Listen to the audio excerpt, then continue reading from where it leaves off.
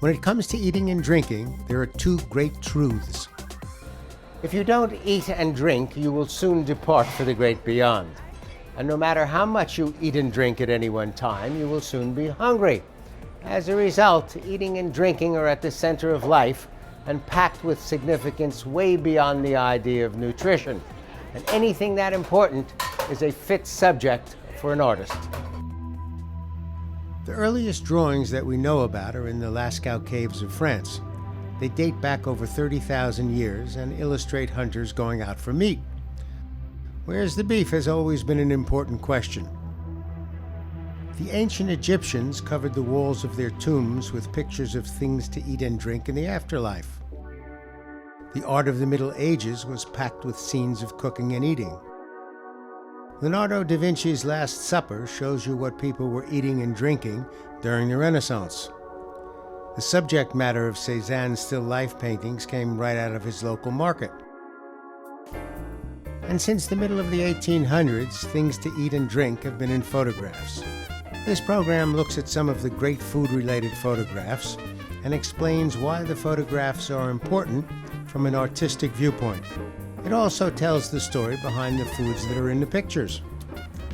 And I gathered a group of great chefs to demonstrate their favorite recipes for the foods that are in the photographs.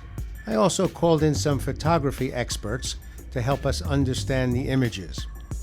Jeff Rosenheim is a curator in the Department of Photographs at the Metropolitan Museum of Art in New York City and a leading figure in the world of photography. Andy Smith is the editor of the Oxford Encyclopedia of Food and Drink in America and the author of more than 300 articles on the subject of eating and drinking. Catherine Howard Ormland has a degree in fine art from New York University in photography. Her dissertation at Sotheby's Institute of Art dealt with the use of food as a medium for contemporary art. She also worked at Cream Art, an organization that enables contemporary artists to work with desserts. And I'm here for the hamburger, and because I promised to pick up the check.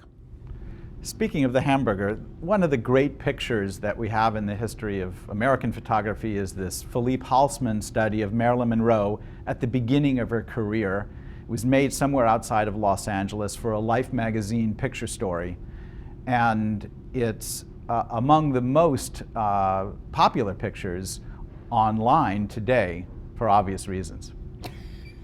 And you care to mention those obvious reasons? Well, no one minds a good picture of someone eating a hamburger, but when it's Marilyn Monroe in this soft top convertible at the diner, it just tells us about the many pleasures of American culture.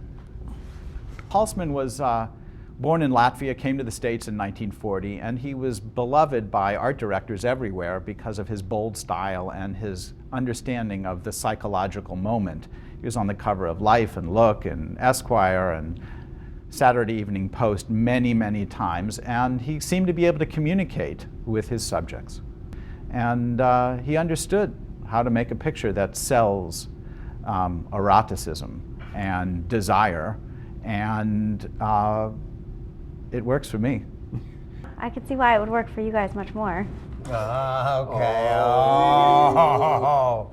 Well, you know, when I was looking at that photograph and thinking about it, I was thinking about the history of the automobile and people traveling and eating. And until the 1920s, when Ford started to make the mass-produced cars, people did not eat on the road.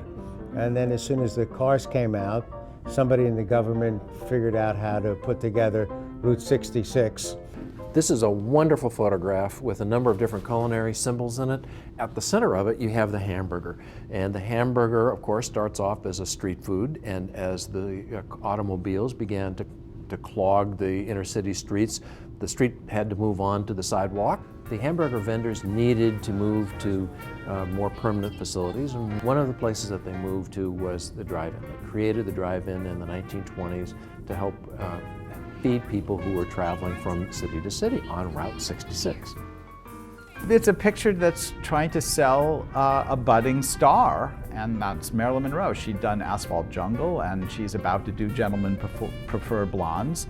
And this is a picture that is going to be used to market a new star in the firmament of the country. It's about the gaze, and it's a very sexual photograph, and it's very appealing to men. And the gaze is fascinating. I mean, normally when you look at the food that you're eating, she's not looking at her food at all. She's looking right at the camera. there are different foods that provoke different emotions, and Marilyn eating provokes a number of emotions, I'm sure. And it's taken by a man, so it's definitely about the male point of view as to what women should look like. But something that is interesting, which it's interesting, is that she's sitting in the driver's seat, which puts her in a position of power, or at least more power than if she were not driving the car herself.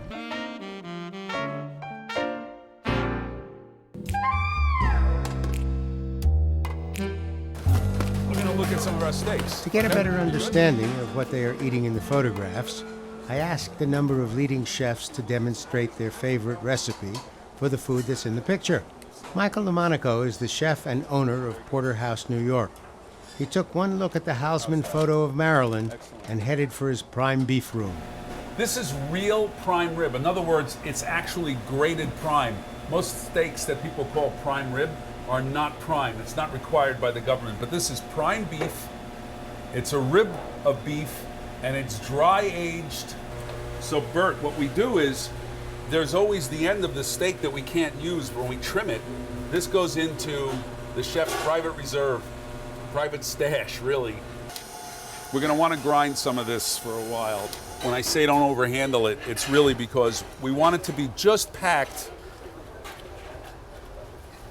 so that it holds together. Right. And when you overwork it, and people tend to do that, they take burger meat and they overwork it, and they put seasonings in it. All of those things leach out the flavor of the beef. So if you've got good beef, just leave it alone. That's it. He adds a little salt and pepper, and then the burgers go onto a hot grill alongside the prime beef steak. A great burger should really remind you of what it is. Beef. Great steak. Fresh beef, great steak. It should be. The buns are toasted and the burgers go on with some sliced onion, tomato, and lettuce. And a great steak is one thing, but a great burger should be as satisfying as a great steak.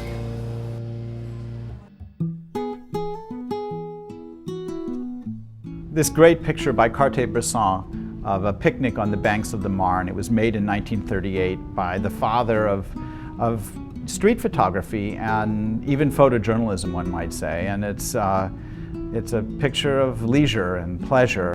We really feel like we're practically pouring the wine that the gentleman is pouring. We're looking over the shoulder of the figures, and we're practically there, and yet they don't know it. I don't feel like we're intruding. We're joining in. It's a very interesting point of view from a photographic standpoint to take photos from behind, because usually within portraiture or documentary style photography, the expression of the face is more important, but here it's kind of more about the scene. So it's somewhat reminiscent even of landscape photography almost. It's also a fascinating culinary picture too, because you have a number of different culinary images. You've got what most likely is chicken, I assume. Is that what we're eating? Which Yes. is a perfect. I love chicken. It's a perfect picnic food. It can be eaten hot, be eaten cold. It's great. You've got a bottle of wine here, and so they're enjoying themselves thoroughly. You've got knives and forks and plates on this, and you've got relatively heavy-set Frenchmen. It's also possible that the picture was made by Cartier-Bresson after the Popular Front gave the right to most French workers to have 15 days of paid holiday. And this could be likely one of those early pictures in 1938. An interesting thing on documentary photography is that it's an indexical icon. It is exactly what has happened. You know, it was shot on film, it's not digital. A picnic.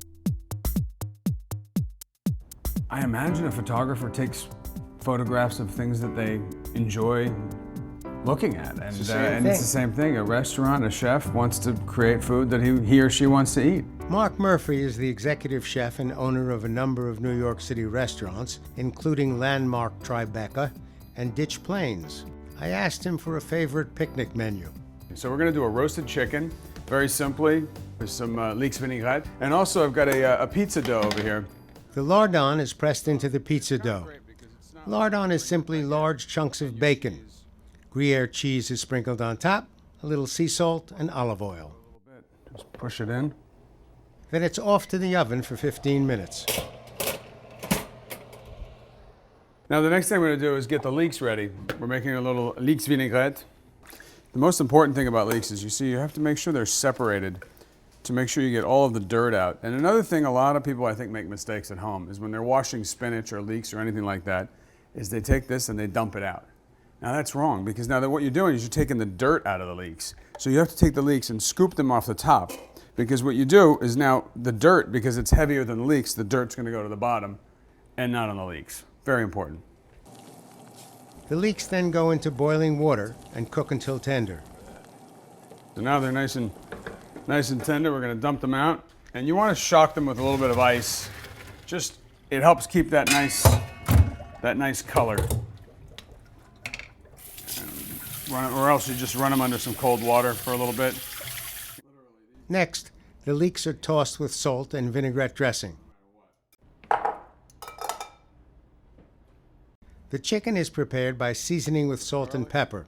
Cavity is filled with garlic, onion, lemon, and thyme.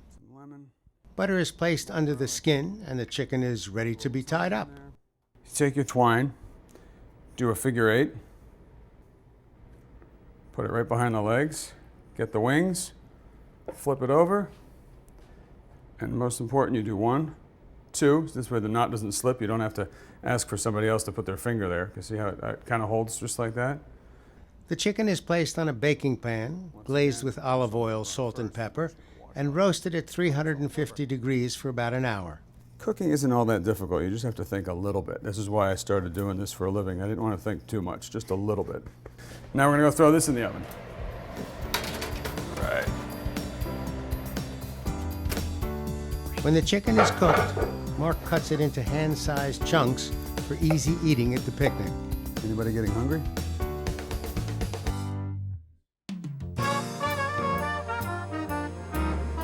We've got a great picture of the inside of a automat in New York City. It was made just blocks from right where we're sitting.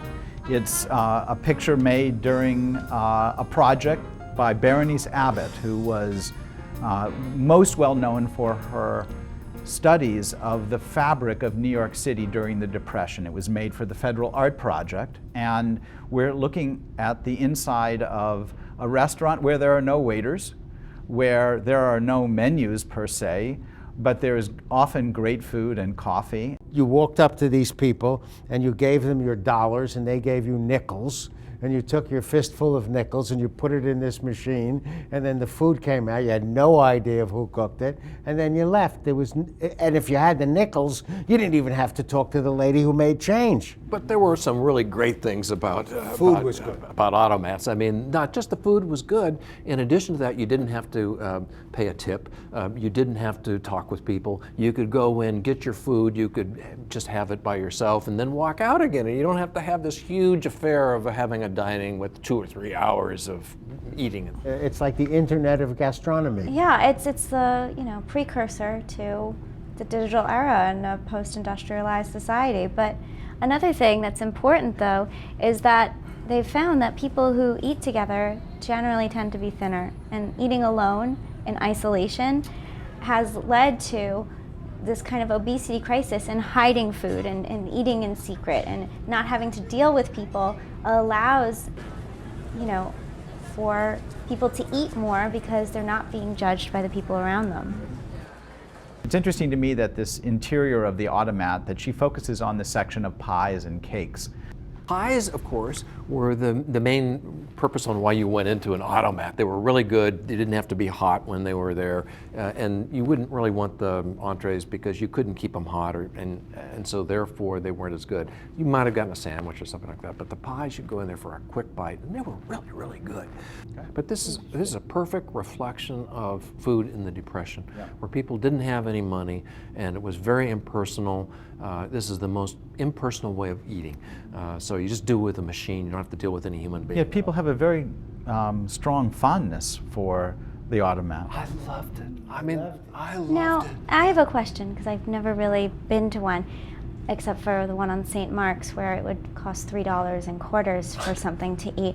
Did things actually cost a nickel, or did you have to put in multiple nickels for one item? Coffee was a nickel, then at one point it was 10 cents. I think most of the things I bought were under 50 cents. Okay. And I'm 111 years old. So. But as soon as the Depression was over and World War II was over, they began to decline, and by the 60s and 70s, most of them had gone out of business, and in the end, they were sold to Burger King.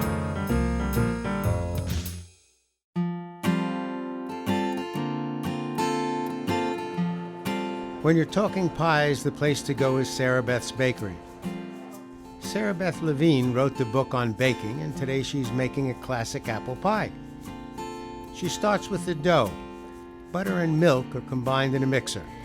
And the technique here, which is very important, is to very slowly pour the milk in, because you want it to really just slowly suck in the liquid. But I really want to just get you to see what it becomes actually like a buttercream. See that? Yeah. And it's really terrific. Flour, salt, and sugar are added. And we're just going to add this like this.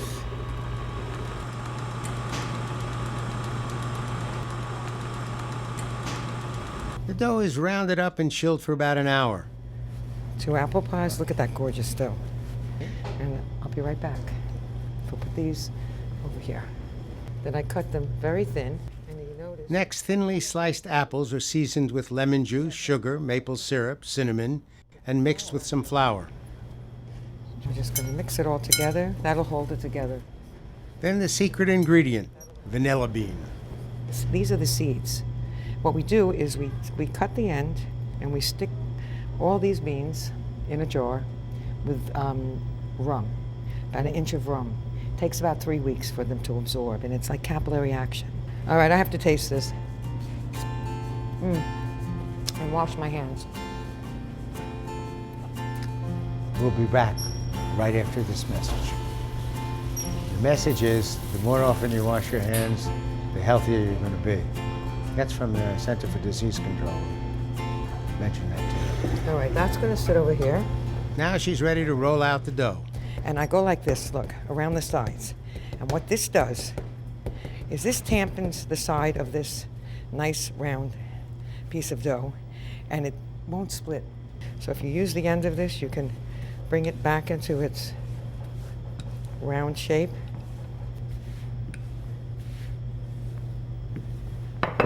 Looks easy, huh? No. It is. No, once you get the hang of it. The dough goes into the pan and it's filled with the apple mixture. Bert, this smells so good, we don't even need to cook it. I have to eat one, this one. Oh my God, just excuse me. She'll be back right after she finishes her knot. Go like that, my fingers. The dough is closed up like a dumpling and brushed with some leftover mixture. Then it's topped with some sugary crumbs. And there is your gorgeous, gorgeous crumb pie. The pie goes in the oven, and after a short musical interlude,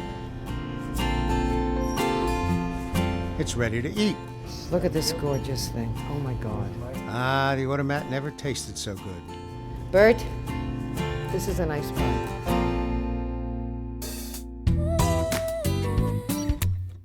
This next photograph is by an artist named Cindy Sherman. It was made in 1978 and it is called Untitled Film Still No. 10. This series of Untitled film stills are all black and white photographs, and Sherman has placed herself within the shot as an anonymous actress. They are reminiscent of foreign films, Hollywood B movies, and film noir. Sherman is an important figure in the conceptual photography movement, where the artist is the subject, but the pictures are not considered self-portraits. And this is Cindy This Sherman is Cindy herself. Sherman. She's wearing a wig, and she is performing for the camera. I think she's also wearing a prosthetic nose in this one. Wow. I do. She likes the use of prosthetics. Wow, didn't know It's a that. fake nose? It could be. I think so. She's certainly wearing a wig. Yes, absolutely, because she's blonde. Weird. Sorry. People are creating performances which are then using the documentary value of the camera to record those performances that are different than typical types of documentary street scenes. And in this case, she's playing with the idea of roles and the roles that women have been asked to play in film and in photography. And she's challenging notions of what is real. But this isn't a typical shot. I mean, it's not life as in the kitchen. It's a very sexually explicit photograph. Is that what it's intended to be, or is that just the way it turned out? Absolutely. It's about the sexual exploitation of women within these B movies that, you know, people wouldn't see if it weren't for the hot actress within it. So she's directly addressing the idea of the male gaze and this feminine view that women are the symptom of men. I mean, this is not a sexual gaze. I mean, if you look at their face alone, that's not a come-on. It's not. No, she intentionally had blank faces, and she made sure to be neutral in her photographs and not campy to really kind of reinforce the idea of a B movie. It's a pregnant moment. You're waiting for something to happen. She's on the floor. She's dropped her groceries. She is almost asking for help in a way. So what about the egg carton? Tell us about the egg carton. Well, historically, eggs are, of course, symbols of fertility, and they'll go back millennia, and they end up in today's society as Easter eggs and as eggs in Passover celebration and things of that sort. So you really do have a spring festival, and that's part of what this is about. But you've got it's the pose that adds to that.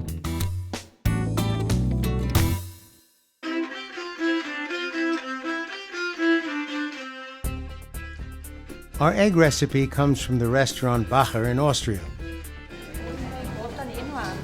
The reason for its outstanding reputation is Lisl Wagner-Bacher, who took over the restaurant from her father in the early 80s. She is a self-taught chef who does the shopping and most of the cooking. That's the last photograph. Thank you very much for joining me. Thank you, Bert. And thank you. For Travels and Traditions, I'm Bert Wolf.